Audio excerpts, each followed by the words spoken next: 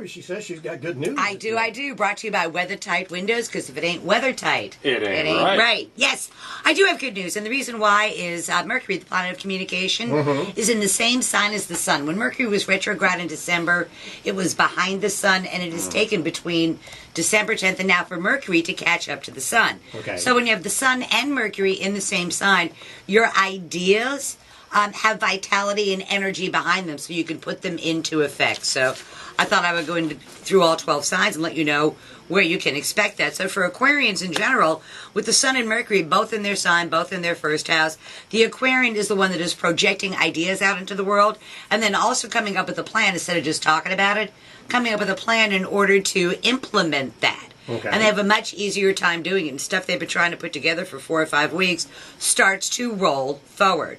For Pisces, it's a little more behind-the-scenes stuff. They are still kind of doing some research. They are still trying to organize their thoughts and pick, because Pisces is a mutable sign, and they need to pick one thing and give it their undivided attention. And they are rapidly approaching that point where they will be able to do that. For Aries, it's a matter of asking their male friends and colleagues to help them with a group project that benefits the Aries and makes more money for the Aries themselves. And they're likely to be able to do this over the next 3 weeks or so. For Tauruses, spotlight on career and public standing. Taurus, as you know, being married to a Taurus, does a lot for other people. Yes. But over the next 4 weeks or so, it is the Taurus doing something for themselves professionally, to advance their own interests rather than a group effort or a team effort. It is an individual effort for the Taurus to make a new start, much like they did back in the year 2000, because that's the last time that Jupiter was in Taurus, and then the Sun and Mercury were both in their 10th house of career and public standing. And they get some sort of accolades, awards, pats on the back, and do a real good job with that. Okay. For Geminis, it is in their 9th house of the law, legal, educational matters, important matters at a distance. One reason or another, Geminis are likely to be trekking. And to the Gemini, I say, you do your very best begging in person. So if you're going to do it, make sure you make a personal appearance while you do it. And when the law's on your side, okay, you want to use it. Yep. For Cancers, it is in the 8th house of other people's money, other people's resources flowing their way. Cancer's made a huge number of changes over the last 2 years or so. All those changes are complete. And now they are trying to figure out how do they rehabilitate either a partner's resource rather than generating their own money, that they are looking to benefit from other people's resources. Banks, money goes their way. I think that means for the United States, because we are a Cancer, that there's more money all of a sudden flowing into the economy. Funds are being released. So that will stimulate growth all the way across the board. Leos, it is in their 7th house of partners, and they're going to have to contend with somebody a little bit younger than them who is going to challenge them a bit. And to the Leo, I say you want to embrace that rather than fight that, and have them work for you.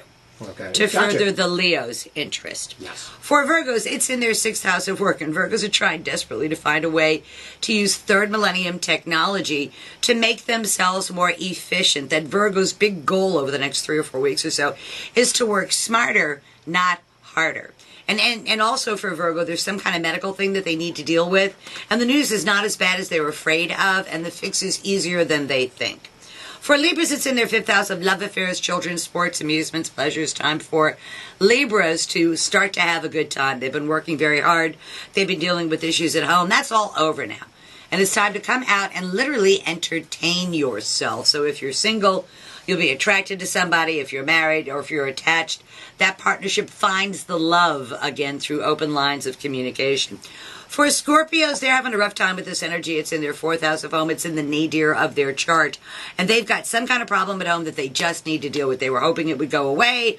It's not going to, and it probably involves young people. And let's face it, who else ruins our lives but them? You know? So it's some sort of problem, but that will get straightened out. For Sagittarians, it's in their 3rd house of day-to-day living. The pace of their day-to-day living is about to pick up. They will also can benefit from using third millennium technology to make their lives easier, to reach a broader audience with their world, and to make their lives into something that they can manage, their daily living, so they're not rushing from place to place, and it's actually easier for them to do.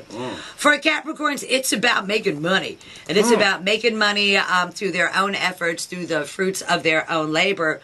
And Capricorns literally get this brainstorm sometime over the next 2 weeks or so about how they can increase the amount of money they make without having to work any harder. So I think that's very encouraging news, and that's tomorrow's news today. Sounded like good stuff to me. For the 12 signs of the zodiac, I think so. Right. And I think it's a fun time in Florida. Who's going to win the Super Bowl game Sunday? The Giants. Giants. Giants. Giants. It's in the stars for the Giants, or is that just your 2 cents worth? No, it's actually in the stars for the Giants. The moon's in Cancer, and it puts Giants in the spotlights. And Tom, the quarterback for the Patriots, is a Leo. Is actually for the Patriots. Tom Brady.